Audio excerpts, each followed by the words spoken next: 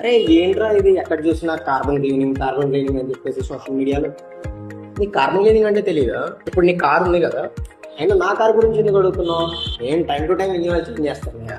నువ్వు ఫస్ట్ స్టార్టింగ్లో షోరూమ్లో తీసుకున్నప్పుడు నీ వెహికల్ ఎలా అయితే ఉందో ఇప్పుడు కూడా అలానే ఉందా? అలానే ఉంది, కాకపోతే ఒక 60,000 తిరిగింది కదా, సో వైబ్రేషన్స్ ఉంటాయి, కొంచెం నాయిస్ వస్తూ ఉంటుంది. అది ఎందుకు వస్తున్నాయో తెలుసా? కార్బన్ పట్టడం వల్ల మాత్రమే వచ్చేది. సో ఇప్పుడు మన వెహికల్ ఏదైతే ఉందో అది పెట్రోల్తో నడిచే వెహికల్ అయినా కానీ డీజిల్తో నడిచే వెహికల్ అయినా కానీ 100% ఫ్యూయల్ అనేది కన్జ్యూమ్ చేయలేదు, ఓన్లీ 70% మాత్రమే యూజ్ అవుతుంది.